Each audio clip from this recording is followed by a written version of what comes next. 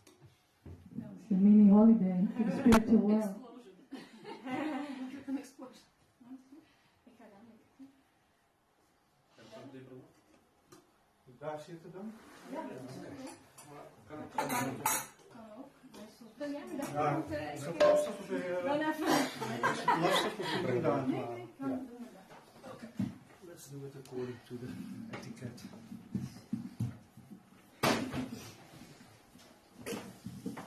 Kan je het maar die kant zetten, ik moet mijn benen aan. Als de kabel gered. Een beetje die kant.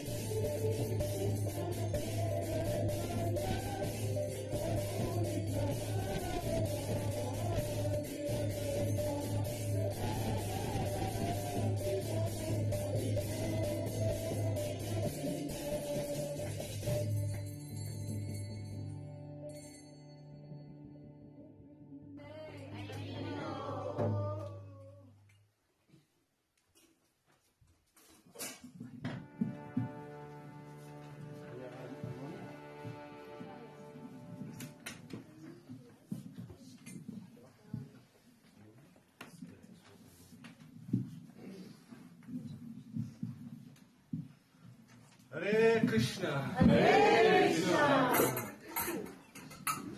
So, welcome today at this connected Sunday feast. Today's lecture will be given by our space Citralekha Mataji, well known as a Harinam and book distribution professional. We are very anxious to hear what she has to say to us. Haribol! Everybody move forward, please. Close by so the new guests can sit in the back.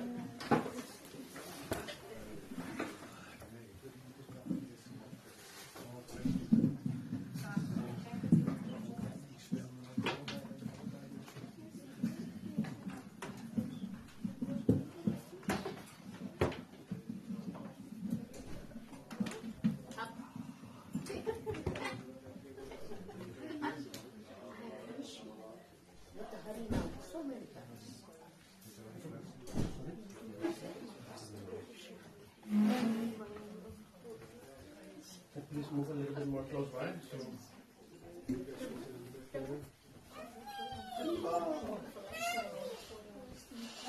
Extension cord.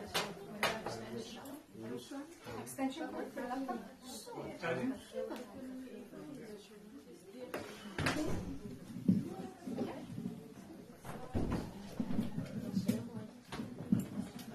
Okay, hello everyone.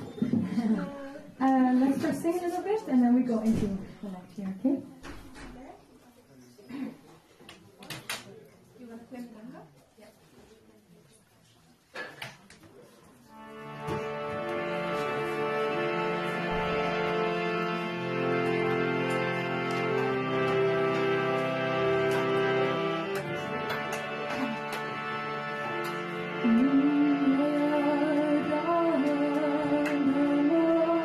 Da, da, da, da, da.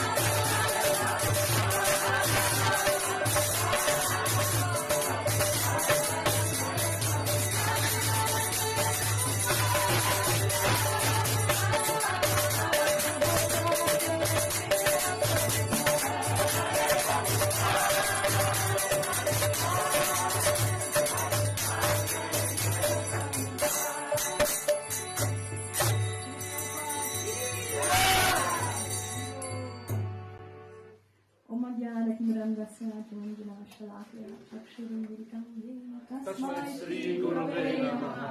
Namo Vishnupadaya Krishna Krishnaya Indale Srimati Bhaktivedanta Swami Namane Namaste Saraswati Deve Gauravani Pracharane Nirvishesha Sunyavadi Pasachari Shikare Jai Shri Krishna Chaitanya Prabhu Nityananda Shri Advaita Vedanta Shivas Gaura Bhakta Vrinda Hare Krishna Krishna Krishna Hare Hare Hare Rama Rama Rama Hare Hare Vanshakalpatarubhyasya Kripa Sindhuyeva Cha Patitaram Bhavanebhyo Vaishnavebhyo Namo Namaha.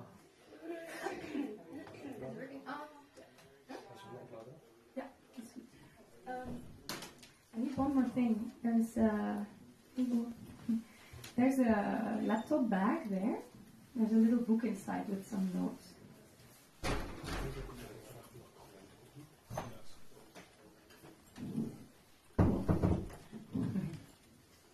Yes, perfect. Okay. Are you ready? Ready. New year, new me. It's funny because exactly 1 year ago, also the last class of the year I gave. So now again it's becoming a habit. But it's nice because always in a new year there's a new energy starting, right? It's sort of a new chapter that is opening. So it's a moment that we look back. What did we do? What happened this year? And it's a moment that we look forward. What is going to happen? You're planning. What do I want to do? Who do I want to become? I don't know if many of you follow numerology. Some? Know about numerology? No one? Okay. Speculation. Oh.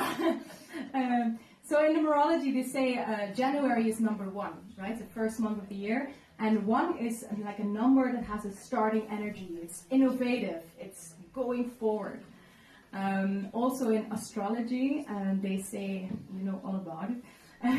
They have 2 zodiac signs in January, which is Capricorn. You Capricorn. Who is Capricorn here? Hey. And Aquarius. Who is Aquarius? He. Okay, 2. So they say the energy of Capricorn is like disciplined. It has responsibility and ambition. And Aquarius is like they are very original. They are independent and they're innovative. So these are like energies, all of them like ambition, innovation. They push us forward. And most of us, we want to use this energy into the new year to do something with that. So what do? We make New Year's resolutions. So what do you think are the top 10 resolutions that are made on the 1st of January worldwide?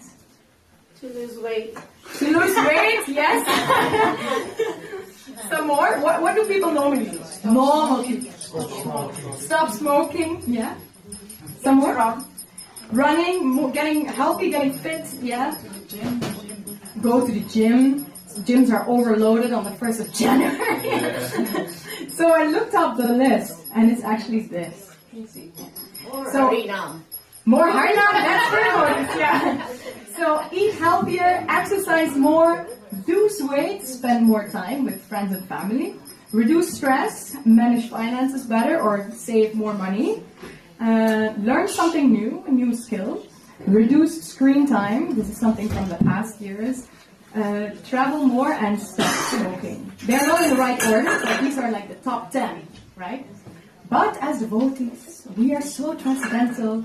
We have different ones. I speculated a little bit. What do you think are possible devotees? Sorry? The top. The top? The top one. What's the first? Yeah. Work You on tell me. sadhana. Sorry? Work on sadhana. Work on sadhana, yeah, like better japa, better. Yeah. Chanting. More chanting. More praying. Mangalarti, yes. More books. More books, reading, distributing, yeah. Every week to the temple. Every week to the temple, yes. What did you say? You said something? She said more reading. More reading, yes. Yeah, so I speculated a little bit, and I came to those 10. Chant with more focus, read more of Srila Prabhupada's books, go to the Holy Dham, go to Vrindavan, rise early, finish the Bhagavatam finally, or Chaitanya. Go on book distribution or in Harinam, learn to play an instrument, right? Learn to play mridanga or kartals, listen to more lectures of Srila Prabhupada, be more humble, and follow the 4 regulative principles more strictly. Sorry? Get initiation. Get initiation, yeah, that's also beautiful. Yeah. We could say that maybe those are a little bit more important than the other 10, because the other 10, they were mostly about us, something that we want to get. But when we have resolutions that are focused on devotional service, when we have resolutions that are focused on devotional service, we are becoming an instrument of Krishna. We're becoming an instrument of God. And in that way, we're not just doing it for ourselves, but we're doing it to be an instrument of, a servant of, to be able to give to the whole world. So, yeah, actually, either if it's devotees or it's people out in the world, how many percent of the people do you think keep their resolutions till the end of the year? 1%. 1%? We don't have so much faith in humanity anymore. 10%? They say after 2 weeks, 20% of the people, they fail. So 1/4, they stop after 2 weeks. And then only 4 to 8% of the people, they follow through with their resolutions. So we should pump these numbers up a little bit, not just for the people in the world, but also for devotees. Because not only during the new year, but actually throughout the whole year, we would like to increase our sadhana, we would like to increase our bhakti. So I hope to share with you a little bit of inspiration on how we can keep that progress up during the year. And actually, it's quite hard, because what are you doing when you are busy with resolutions? You're trying to overcome your own conditioning. Actually, the success of your resolution is almost as dependent on how much can you resist your own conditioning. So mostly we start that new year with lots of energy, with some spark. This is what we want to do. There's some, what they call in Sanskrit, to make a fresh start, we need something called Preran. What? Prerana. Yeah. Prerana means someone knows? Inspiration. Yeah. We need some sort of inspiration. That's always how it starts. And that's sort of a spark, we could say, like a small something that makes us begin and go forward. And that something is not, that spark is not something that we can really control. We see someone around us doing something, we hear something in a lecture, we see something on the street, and we get inspired. So that inspiration, it just comes to us, and that little spark, it makes us want to do something, go somewhere. But That inspiration, you could say, is just like a little Lucifer with fire on it. It is a spark to start a bigger fire, but it cannot sustain warmth or heat or light in itself. You use that Lucifer to light like a bigger fire. So what we need is something bigger. We need like firewood to make that fire burning and maintaining us. They have this nice thing. They say, inspiration starts moving you, but what is that thing that keeps moving you? What is it? Determination. Dedication. Where do they come from? Sorry? Yes. But where do those qualities come from? Which part of you? Faith. Faith? Yeah, conviction. A little bit deeper even. Desire. No. Intelligence. Buddhi. So inspiration is that little flame, that little spark, that's prana. And intelligent buddhi, that's the one that keeps moving you, that maintains the fire. Because it's our intelligence that allows us to look back in retrospective and see, what was I doing before? Was that good or not? Did I make the right decision? Yes or no? And it's also the intelligence that makes us look forward and see, okay, if I don't keep this resolution, if I don't do this thing, how will my life look in the future? Or if I do it, then how will my life look? So it's the intelligence that sort of can determine, that can distinguish, the things. So the intelligence is giving us the why. It's giving us the purpose. So the inspiration gives us the what. We want that. I want to do this. I'm going to chant 64 rounds every day. But the intelligence, the buddhi, is giving us the why, the purpose. Why do I actually want to do that? So a nice example to show this a little bit is of a child with the mom. So imagine a child is sick. And the mom sees, okay, this child needs some medicine. The child needs something to get better. So she prepares the medicine. She wants to give it to the child. What does the child do? No. Of course, the first thing the child is like, don't like the taste. I don't want to take anything. I don't feel good. Leave me alone. It starts making a scene, right? Because the child doesn't want to take the medicine. It smells not nice. So the mom, she's able to stay really calm, right? Because she knows why the child needs to take this medicine. But the child is getting all crazy. So we can sort of compare this to us. The child is like our mind, and our mind is going crazy. The mind is going all directions because the mind is dependent on how we feel and on what we desire. It's the other way. So the mind, it goes a little bit like this. So if we try to focus our bhakti life, our spiritual life on the mind, then our spiritual life will also go like this, because that's the mind. In Bhagavad Gita 6:26 it says, the mind is flickering and unsteady. That's the nature of the mind. It will always be like that. That's just how it's built. Yeah. So those are two qualities. It will be unsteady, it will be flickering. So it will go like this, like the child. See something you don't like and go crazy. So our spiritual life will also go like that. So if we try to base our resolutions and our progress and our sadhana on that, then we will only chant when we feel like chanting. Yeah. And that moment, I don't know if it will ever come by itself. Or we will only distribute a book when we feel like distributing a book. No. So what we want to do is we don't want to base our resolutions on the mind. We want to be like the mom, because the mom is the intelligence. The mom knows why she's giving the medicine to the child, and that the why is much stronger than the temporary feeling that the child has. So that's why she gives it, because the mind, or the intelligence is not dependent on feelings and desires like the mind. And therefore the intelligence is much more stable, much more calm. And that's what they write in the Bhagavad Gita, what I think it's Krishna. Yeah, he says, the working senses are superior to dull matter. The mind is higher than the senses, And intelligence is still higher than the mind. And he, the soul, is even higher than intelligence. So we see that the intelligence, it's much higher than the mind. So it has control actually over the mind. But we have given our control away. We have sort of crowned the mind king. And that's a little bit of an awkward position. You could say, an example,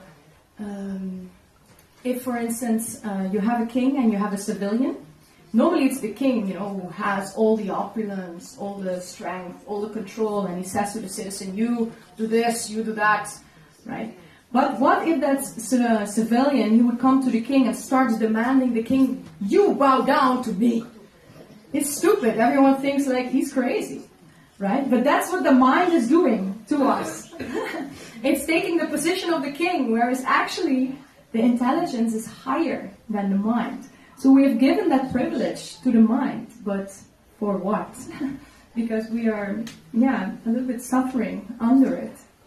So the deeper the resolution that we set goes, not just on the bodily level, not just on the mind level, but going deeper and deeper into the soul, then we have a much deeper foundation to go from, a much steadier foundation.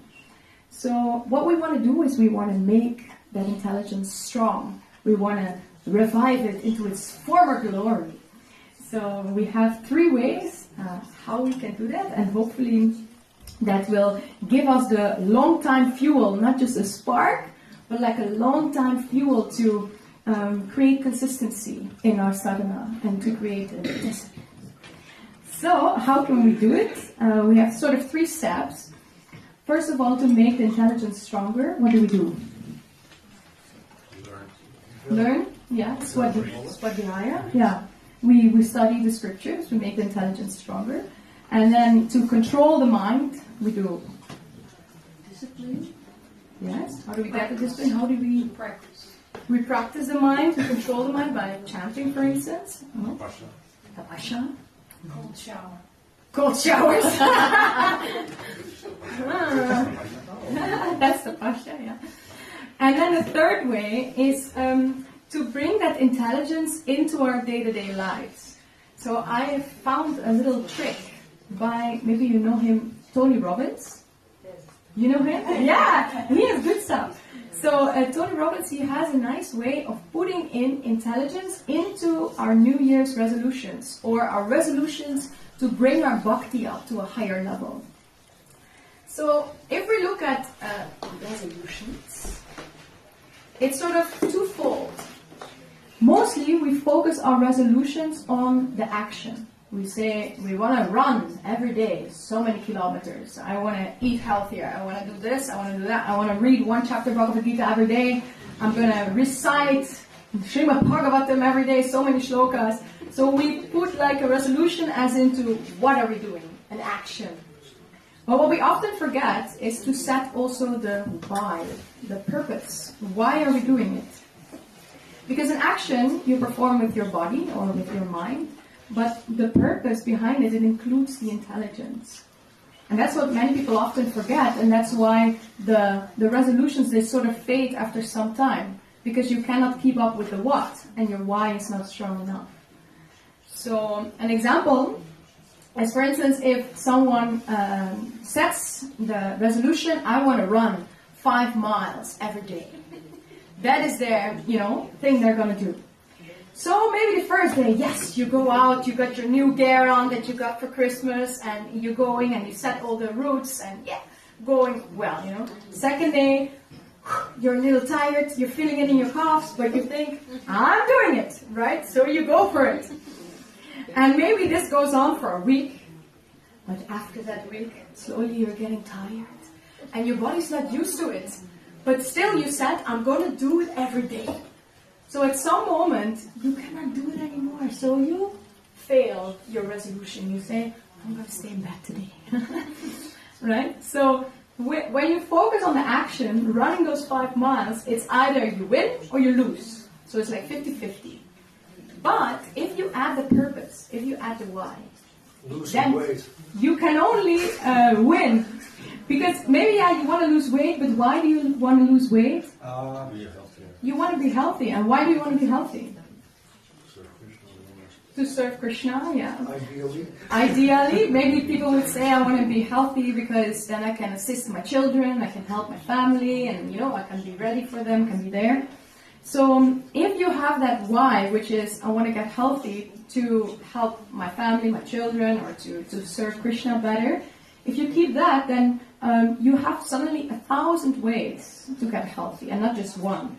Because when you only focus on the action, there was one way, and that was to run 5 miles. But if you focus on the purpose, suddenly there's 1,000 ways to execute that purpose. Because now, maybe you're tired one day, you cannot run, but you can drink a smoothie. And then you're working on your goal, you're working on your resolution just by drinking a smoothie. Or you can read a book about health or watch a documentary about health. And then you're still working on your resolution.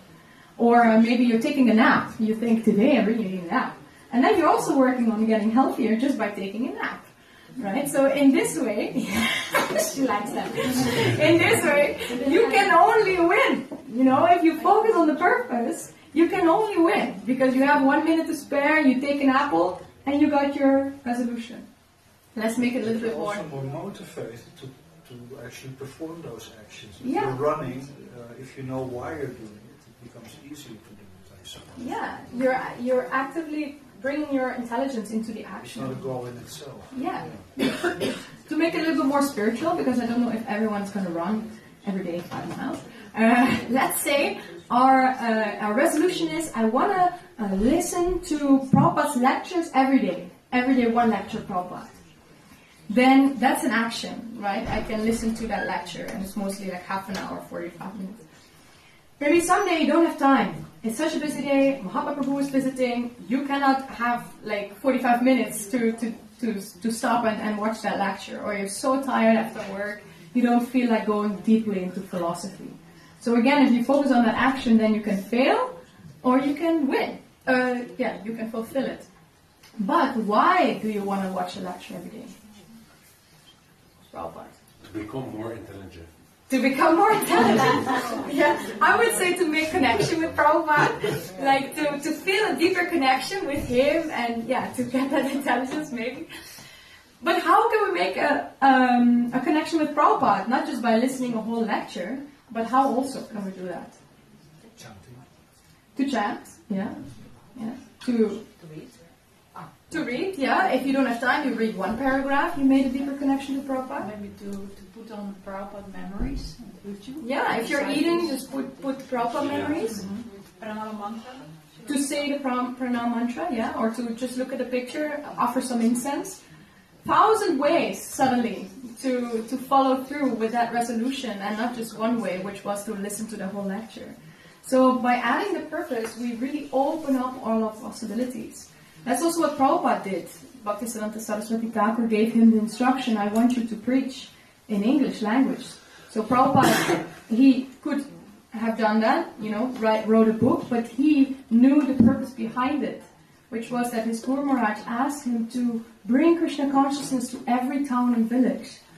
And because he was focused on the purpose and not just the action, he had 1,000 ways to expand Krishna consciousness.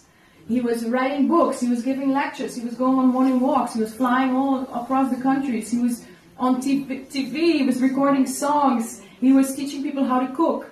Suddenly, so many ways, and not just that one thing, write a book. So if we add that purpose, Keshava Swami said it so nicely, then we create a to-be list, and not just a to-do list. So if we add the why, actually our quality goes up, and we also have sort of a support system for if we cannot make it one day to keep up with the what, then we still have the support system, we can have other ways to do it. But of course, we want to set some standard somewhere. And then what happens? Then we get caught up in the web of our desires and our conditioning and our cravings, which go exactly the opposite direction of what we want. But there's one good thing about cravings and desires and lust inside of us. What is that? What is the one good thing about it? It means you're alive. Certainly. Yes. But a ghost, they also have desires and cravings, and they're not in a body. The one good thing is they are temporary. Ah! Desires and cravings, and therefore lust, they're temporary. And we can use this quality of desires and cravings, which go exactly against what we want, in our advantage. To resist, you mean you can resist them because you know they're only temporary? No, you can use this quality in two ways. I'll show. Yeah. When you know that your desires and things that keep you from your purpose or keep you from your sadhana, if they are there, you can do two things. If you know that they're temporary, you can do two things. You can create an obstacle for what you don't want. And on the other hand, oh no, don't look! You can facilitate what you do want. So first let's start with the obstacle. Lust or desires or cravings that go against what we want, they come in waves. So maybe I want to eat like Ayurvedic, I want to eat very healthy. But suddenly a desire comes within me, I want to eat the pizza. I need to have the pizza, right? Because that's my conditioning. So it comes, but eventually that will also pass, that desire. So if we have created an obstacle between me and my craving or my desire, then there is time in between. So for instance, I don't have pizza in my house, so I have to go in my car and have to drive to the shop. That creates time. And what does time do? Time makes that desire or that lust go down. And we regain our intelligence. Because what is happening? What is the Gita? There is behind there is one, but it's a different one. Ah, okay. No problem. So in the Gita, let's say 2:26, it says something about this. It's 2:62 and 63.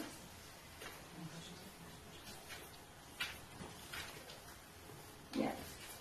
It says, while we're contemplating the senses, we get attached. When we get attached, we develop lust. So we develop that desire, that craving for it. And through lust, we get anger. And by anger, we get delusions. When delusions, we get bewilderment of our memory.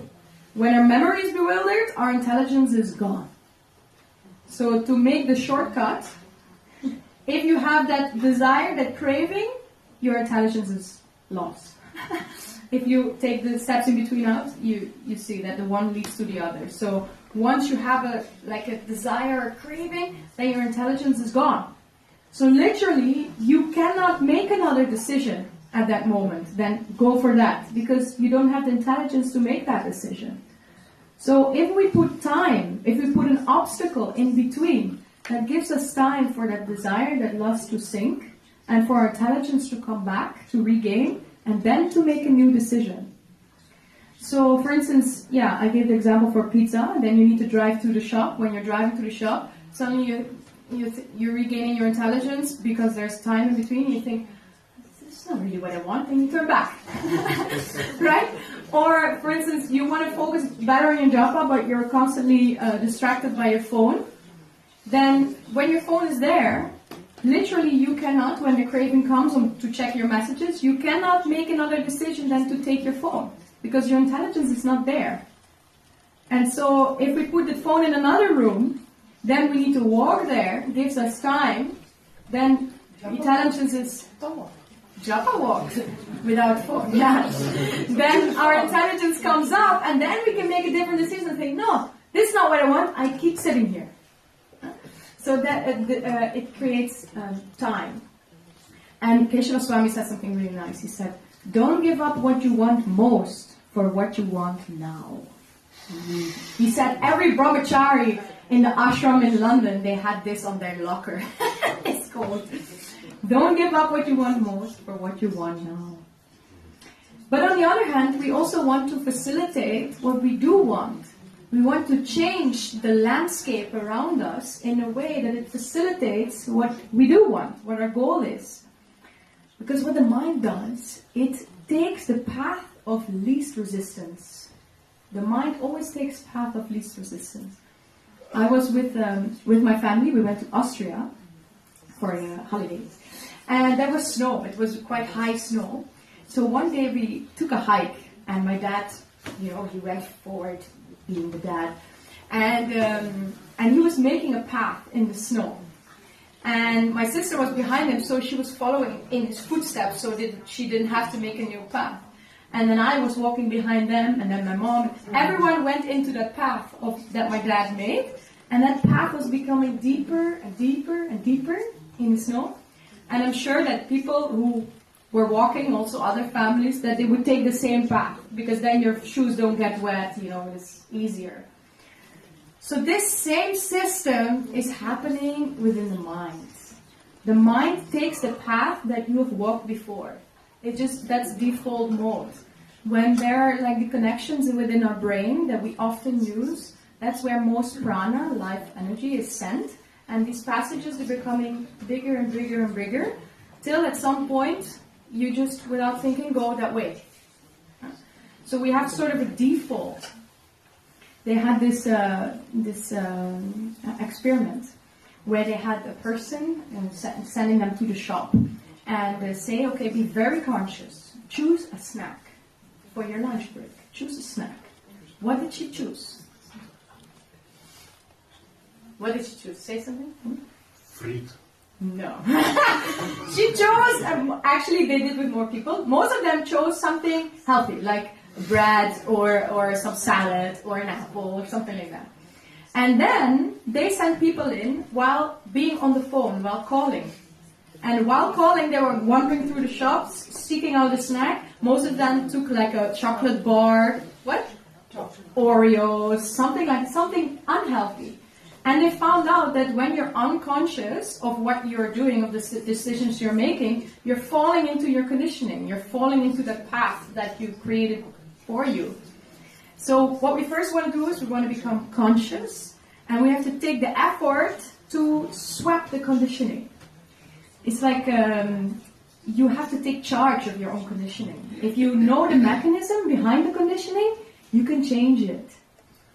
It's like, Instagram, when you watch, when there was the Olympic Games, and you saw something passing by, like the opening of the Olympics, and you looked at it for like a minute, then the AI behind Instagram, they think, this is something she likes. Next time she comes online, I'll give her 2 of these videos. And then you think, oh, that's interesting, and you again watch, and then the AI thinks, you know what? I'm going to give her 5 more of those because that's what she likes. And before you know it, your whole timeline is full of Olympic Games and Paris and all of that. So if you're smart, you can use that mechanism in your advantage. So now you spend, for instance, you take the time, the effort to take 10 minutes of your day to only click on pictures of Krishna. To go to all kinds of accounts with Krishna, with Prabhupada, with quotes, with Kate Maswami, with and you click on them and you like them, and before you know it, your whole timeline is full of Krishna. So you've used you've used the AI to work in your advantage. And similarly, we can do that with our own mind. It takes some effort, it takes a little bit of time, but if we again try to reprogram ourselves in that way, we make a different default decision. But to do that, we need to create the decision around us that we want to be the easiest. So if you want to stop smoking, then you don't need to have like lots of cigarettes within grasp. Or if you want to eat healthy, then make sure that your fridge is full of healthy stuff.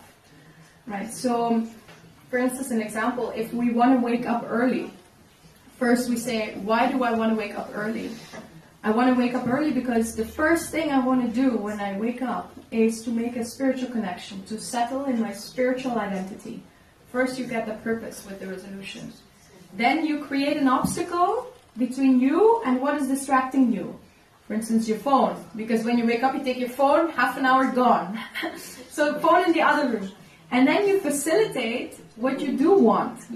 So what will help you to wake up? I don't know if you have these sun simulator lights. Do you know these? Philips wake up. Yeah, also other brands. Some advertisement here. Yeah. So you have these lights that simulate the sun going up. And then you rise, not by and you say, no, you wake up because your senses are awakened by the sun naturally, and you wake up naturally. And then it's much easier to wake up. So on one side you create an obstacle, what you don't want, you create time, and you facilitate what you do want. Similarly, if you want, for instance, better japa, you want to focus more on your japa. Why do you want to focus more on your japa? To have a deeper connection with Krishna. What is the obstacle you have? Again, phone. Phone is almost always the obstacle. So you put that app, minimalist phone, for instance. Do you know this? It's an app that you can put and you can block certain apps on your phone for a certain amount of time, so you cannot physically open them. And that's the obstacle. And then, what can you do to facilitate what you do want to create better japa? For instance, read before you, or take a japa card of Mahatma Prabhu. Japa affirmation. So, all these things, they take time. Right? Even Krishna says, you can subdue the mind, but it takes time. It takes practice and detachment and patience. And often we are too impatient for that. We don't see any change within ourselves. When I was with my family in Austria, I didn't see my little nephew, who's a baby of 8 months, for some weeks. So I said, oh my God, he grew so much, he suddenly has so much hair, and he can roll over now, and he can say one word, and papa, And my sister's like, really? I didn't see those changes, right? Because she's every day with the baby, that progress goes so subtle that she doesn't see that it's changing. But because you see the child with intervals, then suddenly you can see the progress. And this is the same with us. We are constantly with our own minds. So we don't see when we're making progress, and we're getting like dejected because of it. But yeah, it takes patience. If we look back now to the beginning of our Krishna consciousness and to ourselves now, hopefully we do see some change. But there's one last thing which is important, and that is, you already saw it, mercy. That's also important. Tell us. Yeah. Oh, that's great. He knows. Bam! Hint. Jump? No. What? Yoga. Courage. I showed you guys. Not a hint. Harinam. No. This is an example. Sangha. Yeah, sadhu sangha. Prabhupada said the association of devotees is key to progress in Krishna consciousness. Without their association, spiritual progress is very difficult. Yeah. So in order to keep our resolutions, we need to have the right people around us. Because the people we surround ourselves with, they become part of us. Their habits, they like slip into us too. So you know this poster? Sangha, Seva and Sana. The three S's.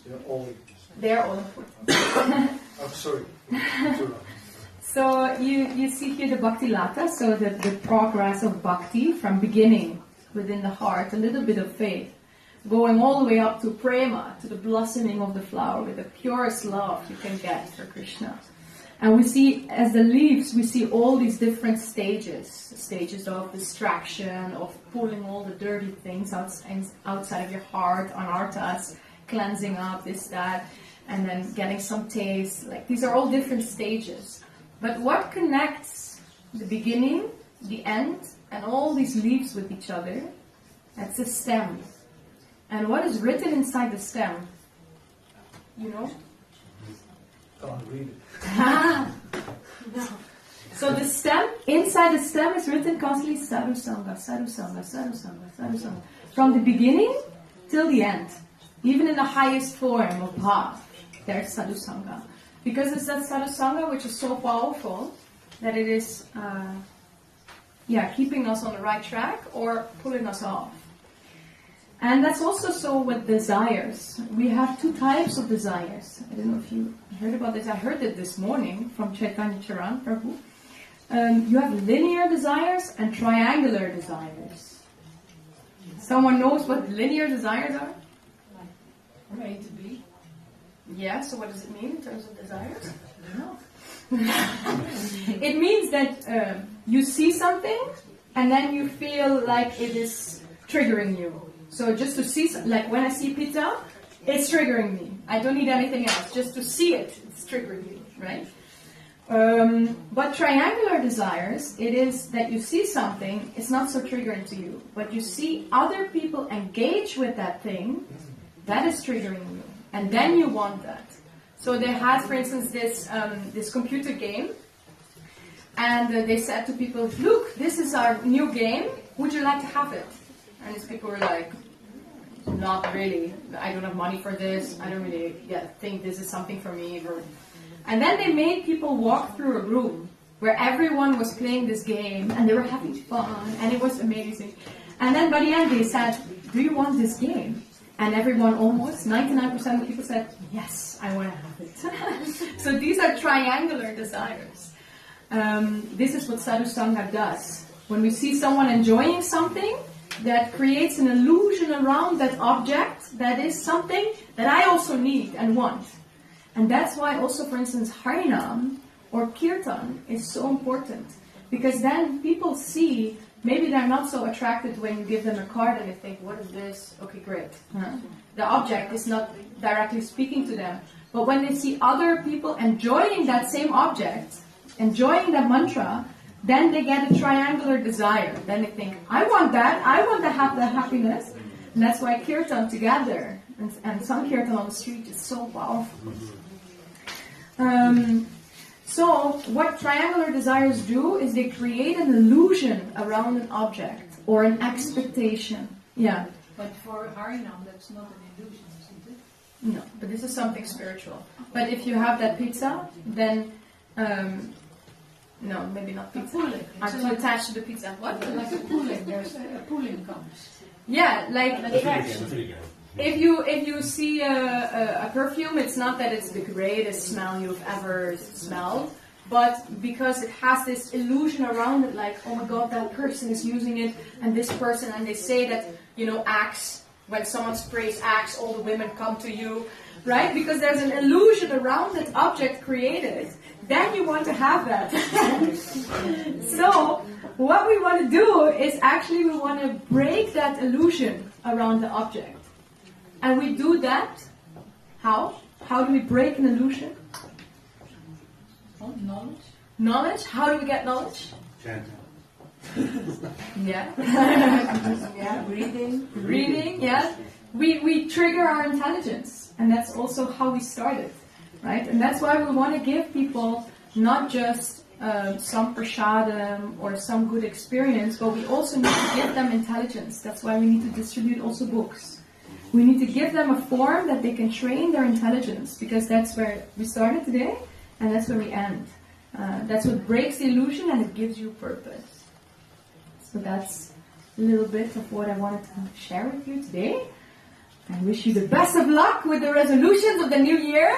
Now they cannot fail. So hopefully we pump the numbers, the percentages up a little bit.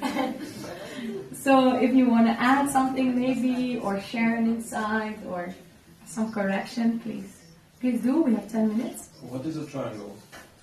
Triangle? Yes. Drill. Oh. Oh, yeah?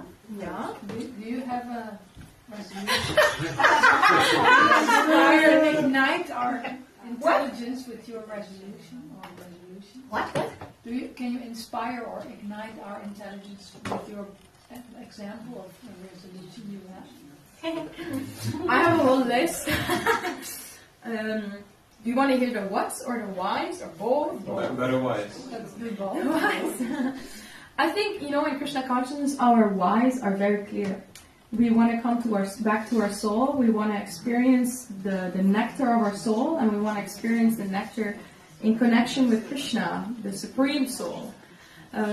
So I think every single action that we perform with bhakti, with Krishna consciousness, is leading us there. So that's the biggest why that we can have with everyone.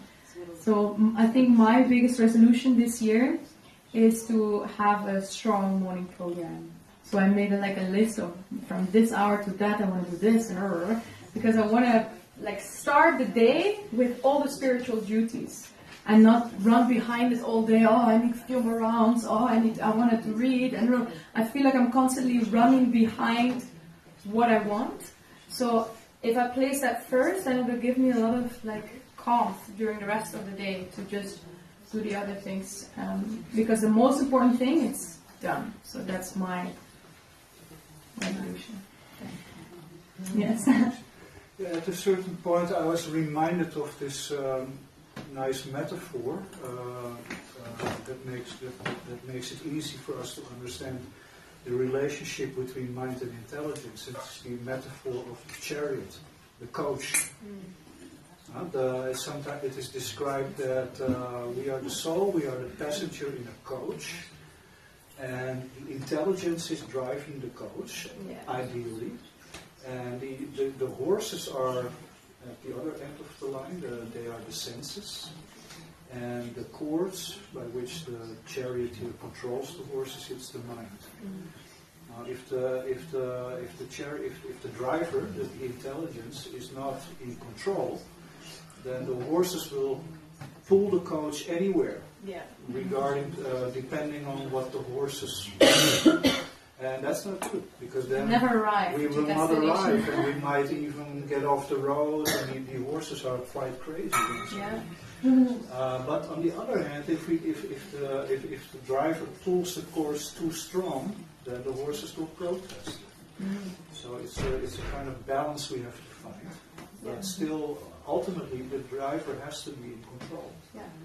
And that, I think that's a nice way of understanding that relationship between mind and intelligence. Beautiful. You can add a little bit more to it, but I don't know if it's clear. Perfect. Yeah, it's in Gita, the picture, right? Yeah. In one of the pictures. Yeah. Thank you. Nice. Other things? What are some resolutions you have? Oops. Whoa! You have 2 more days. 2 more days. It's good to have, Maybe you think, I'm devotee. I'm not going with this worldliness of resolution. But the thing is, as devotees, we need to have even more resolutions. We need to be even stronger. Every month we should have resolutions. Because we want to grow on our path to bhakti. We don't want to just go with, I always did it like this, always go. How can we grow? We have only one lifetime. We have just short span of time left. We don't know how long. Maybe tomorrow you get a car accident and then it's gone. So it's best to have a plan for yourself. It's a gift for yourself to give yourself a plan, give yourself a way to go forward, to come back to your heart, to your soul, to Krishna. Vrat, yeah, because we do it in Kartik. We do it in Kartik, but why not every month Kartik? Every year Kartik. Reminds the whole me, year. There's a chess play. I like to play chess, and there is a good advice, a well-known advice given by a very famous chess player. He said, you better have a bad plan than no plan. Yeah, that's right. If you play games of chess, because you have no plan, it's totally unclear where you're going. Yeah. With a bad plan, you at least have a plan. Yes. You can make some, there is some logic in the steps that you take. Yeah. And what is with of course, it's better to have a good plan also. Yes. That's the quote of Krishna Swami when he said, don't give up what you want most for what you want now. But if you don't know what you want most, then, there's not even a battle to fight. What you want now will always win, because there's no most that you know to fight for. And what's happening often, I feel sometimes in the devotee community, is that our why is constantly being given through the philosophy, but then the action becomes a little looser. Of course, we have 4 rules and regulations, but we can add to those little bits. Yeah. Yeah, I had the first quote of Mahatma Guru who said in one class, if you're praying for, you should be praying for some things. If you don't pray for anything, if you have nothing to pray for, then I guess you're going nowhere. He said. That's also like a net. But I have a personal question. Mainly, the thing is, we've been here many lives, many years, even in association of devotees. Some of us have been many years. We've tried these things, but we haven't been as successful as we wanted to be. So maybe we tiptoe around. It's like, oh no, I'm not going to do that again, because if I don't make it, then I will be guilty, feel guilty. So do you have any advice how we can deal with our own guilt? Well, I feel like adding the why and taking that as a priority, that will open up all those ways, right? Like we said in the beginning, if you cannot make it to get to do the lecture every day or keep your rut, that's our action every day, but still you focus on the purpose, then even reading one line is success. So even listening to 1 minute of the class is success. Even looking at Prabhupada's picture and saying Hare Krishna Prabhupada is success. So I don't think, if we focus on the action, that will really make us like this, but if we focus on the purpose, it will do that. And if we do this, then there's failure or success, and then there's guilt when you fail. But if there's purpose, then there's so many ways. There's no guilt, because there's no failure. Can I ask a question? A question about your question I have. What if somehow or other we get trapped in this guilt, or we think, well, that's nice for her, but like we're still a little bit like we can't really start, because we guilt just, that trapped with this guilt. Guilt that brings you away from Krishna is sense gratification. Guilt that brings you closer to Krishna is inducive for Krishna consciousness. So it's like repentance. It's like self-pity and all that. Yes. Okay, I rest my case. I was just trying to get a deeper understanding of your question. Do you mean that this feeling of guilt makes you avoid certain things, that you push away certain things to avoid the feeling Yeah, of things guilt? that, for example, I can very personally, but we tried. I tried many years, many things, and some have worked and some did not. And so it's like I know it would be good for me to chant the Bhagavad Gita chapter every day, but I haven't really committed to it, and I'm not even trying it now at this moment. And she's doing it. I hear you, and often you speak about it, you do it. So I think why don't I do it? A nice thing feels. Which and I you compare yourself with someone else, Yeah, and that because makes it's you feel guilty. inspiring, But then, I feel. maybe that's good guilt, because it's bringing you, it's making you not feel comfortable anymore with your own comfort zone and your conditioning. So it makes you maybe step up. But a nice thing, if we want to introduce something new to our life, it's good to glue it to something we're always doing, like a habit. Like you need to shower every day. So before you shower, do that thing, or right after you shower. So when you connect it to something you are already doing every day, then it's easier To implement. Yeah. Thank you. Conditioning. Actually, positive conditioning. We're fighting our own conditioning. No, but this is a positive conditioning. Yeah. That you connect two things. Yeah. Healthy. If you connect something healthy with something else you don't do, then Tricking your own mind. Yes. Tricking your own mind. Yeah, maybe last one. It's a nice example of Srila Prabhupada, because he worked a lot, so he chanted 4 rounds before eating, four times a day. So also he worked. Yeah. He could chant Keep it up. 16 rounds. Yeah. Exactly. What you said just. Mm-hmm. Yeah, Prabhupada did it. He glued his chanting with the eating, and then you have to chant because you have to eat. Yeah. Okay. Jai Srila Prabhupada ki jai. Good luck. Citralekha, Mataji.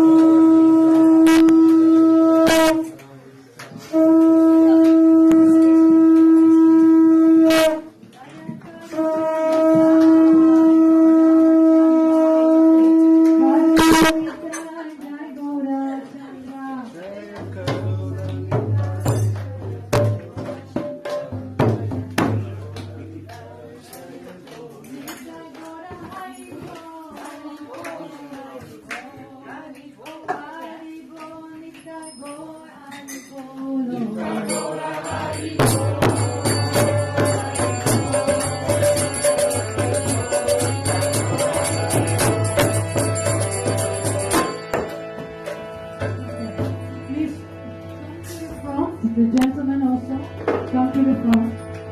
Walk, walk, walk, walk. Yes. And when we sing, please also move. This is Hare Krishna movement. Dance, okay?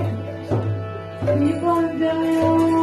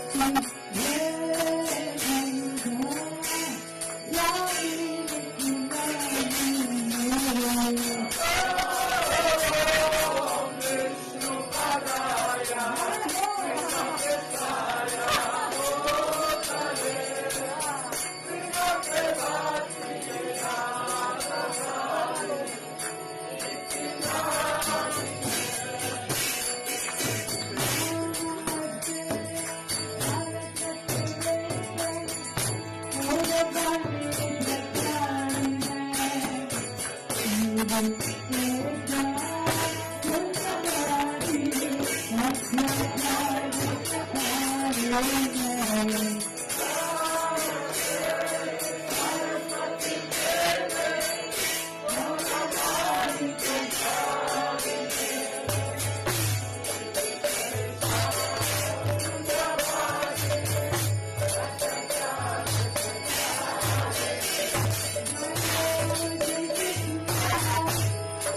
you.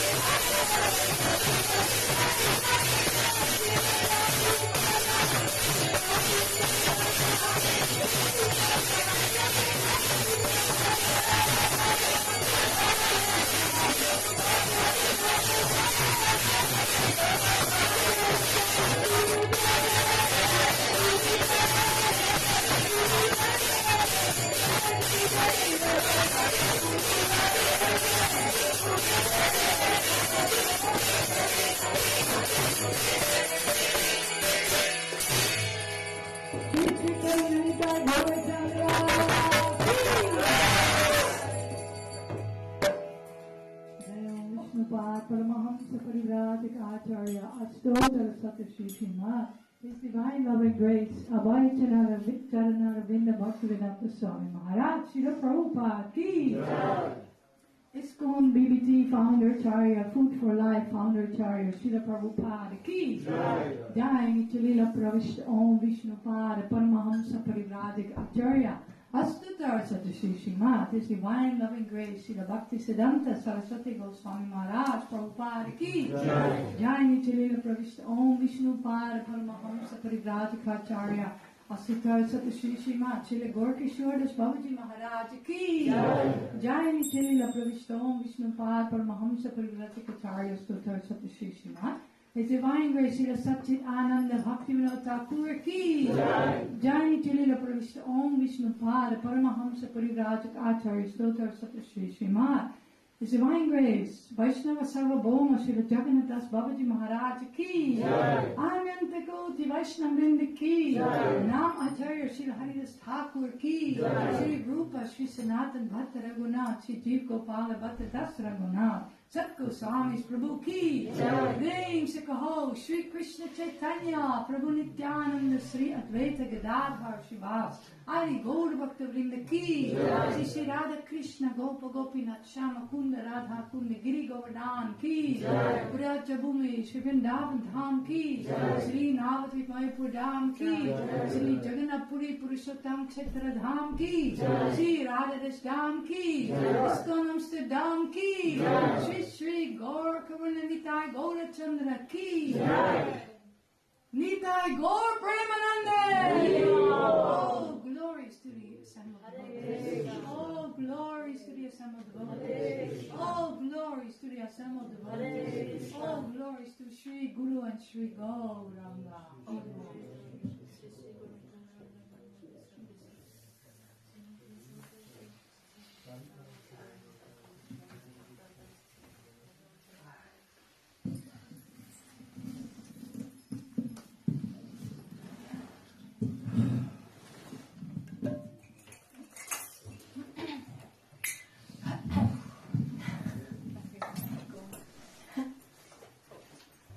Namaste Narasimhaya.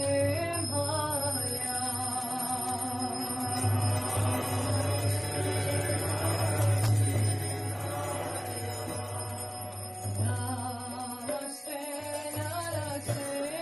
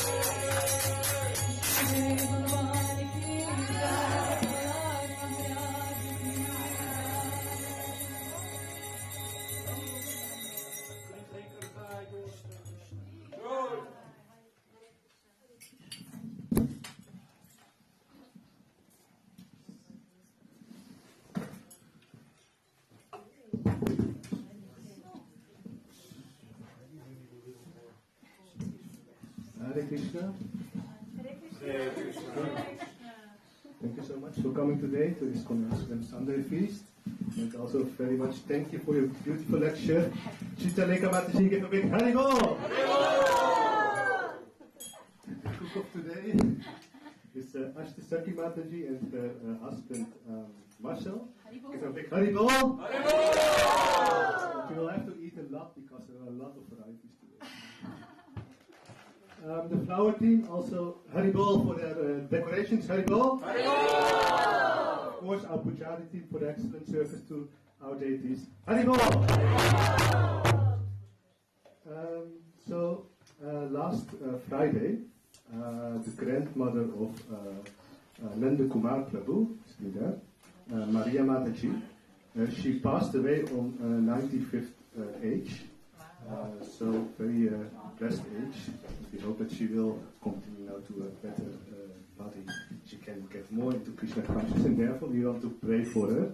Please sing with me. Hare Krishna, Krishna Krishna, Hare Hare, Hare Rama, Rama Rama, Hare Hare. Hare Krishna, Krishna Krishna, Hare Hare.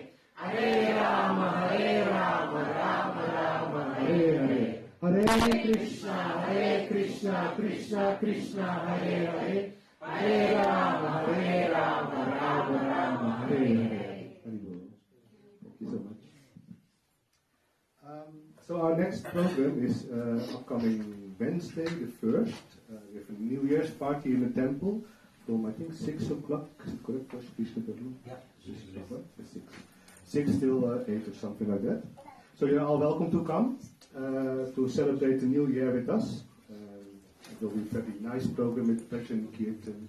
Maybe also lecture, I'm not sure, but we'll see how the program will go. And very nice Visharam, of course.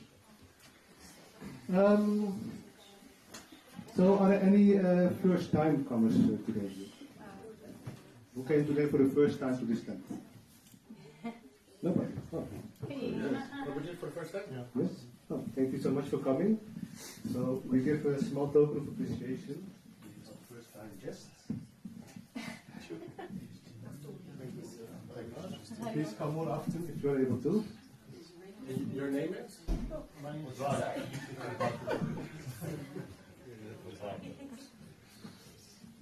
Thank you so much. So we'll continue with the prasadam. We will make 2 rows. The Prabhus will sit here, and the Mataji stays over here. So we can rearrange now. Thank you so much. Srila Prabhupada ki.